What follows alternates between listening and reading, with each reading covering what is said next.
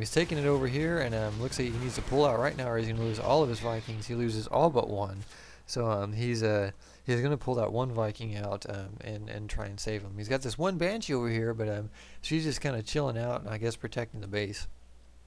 Meanwhile, Fzer0 is just continuing to macro up, get his army back up, and he's continuing to push out more and more Marauders. It looks like he's completely mined out in both gases, so that's kind of unfortunate. He's only operating off of 2 gases, so he needs to, and he's got, wow, like 8 mules coming in over here, so his economy is just skyrocketing, but he does have this one mule just kind of chilling out, not really doing anything, so that's kind of unfortunate. But his income is about 1,800 minerals per minute. But what he really needs to do is start making some refineries over here so he can get some more gas coming in. So looks like he's got a pretty good army over here, coupled with a Thor to kind of just reinforce that. And he's got 2 Banshees over here. He's continuing to push out tanks, and if he wants to continue to push out tanks at a good rate, then he's gonna have to start building some more gas refineries over here. Meanwhile, this one mule was completely useless. That is unfortunate for that. So he's all these mules are gonna die except for this one over here. So he really needs to start saturating this one expansion with some SCVs. So he's got a fairly good amount of tanks over here. So that's going to be pretty decent for the push over here. But it looks like the Zerg player has a very large force of Hydralisk and Roaches, and it looks like they said wow lag. So I guess they had a little bit of a lag spike there.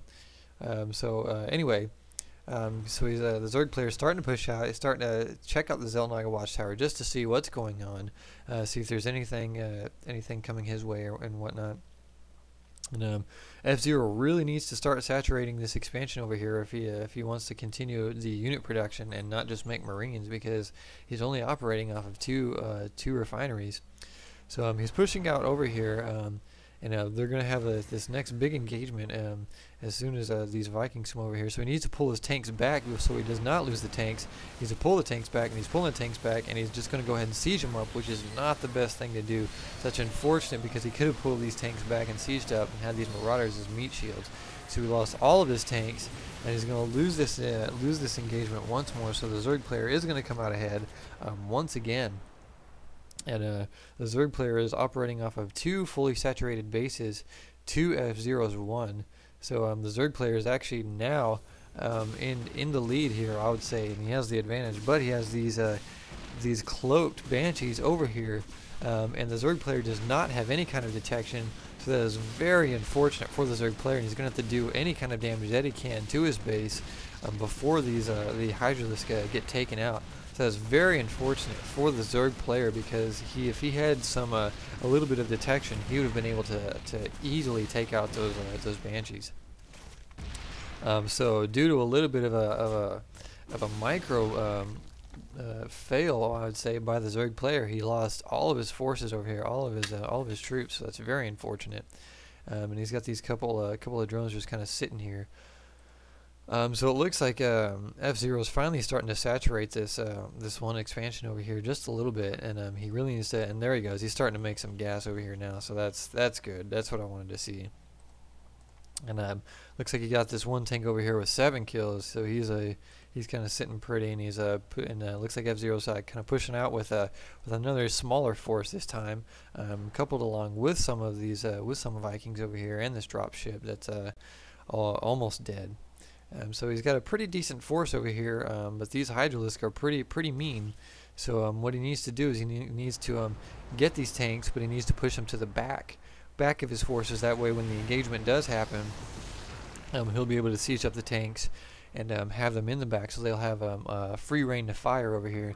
And it looks like we're actually getting an Ultralisk cavern for the Zerg player. So we might see some Ultralisk coming out over here fairly soon. So I wonder how that's going to play out.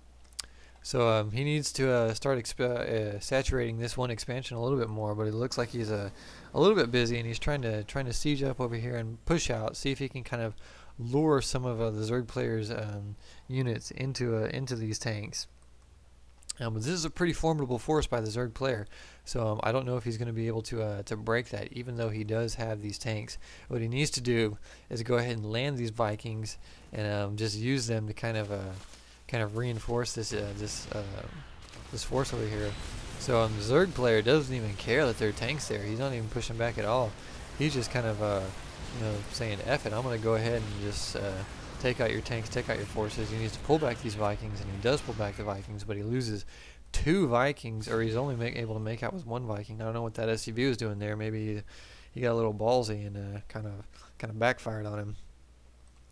So pretty decent back and forth over here, although the Zerg player has won each of these engagements. So that's kind of unfortunate for Fzer0.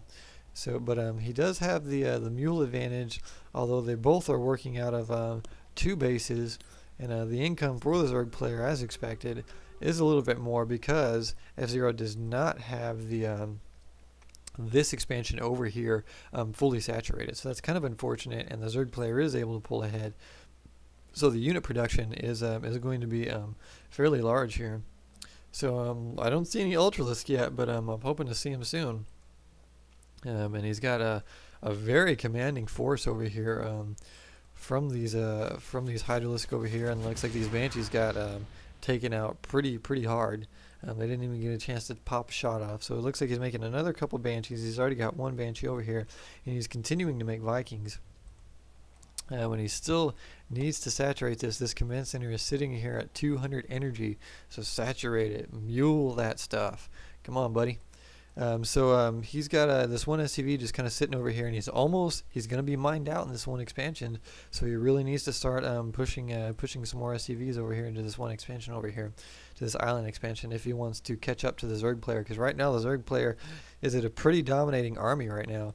So that's very scary for Fzer0 if he pushes out. So looks like they're just kind of chilling right now. He's making some more Hellions over here, and he's got a whole bunch of tanks on the ledges of his base, just in case he does decide to push out. So looks like he actually built a Ghost Academy, so we might be seeing some ghosts, possibly some nukes. Maybe he has some nukes in the plans. So there we go. Now he's starting to saturate his or starting to build some more SCVs rather for his island expansion. I'm assuming that he ran out of gas, and he's like, "What the f? Where's all my gas?" And he realized that he wasn't saturating that a little bit. So he's got another armory going down. I don't see very many Thors. I only saw that 1 Thor, and he's just pumping Hellions out of there. So maybe the tech lab wasn't the best idea to kind of if he wanted to build some Hellions out of there. So looks like he's going to try and do a little bit more harassment over here from these 2 Banshees, and just trying to snipe some of these drones, because he really needs to do something to kind of slow down this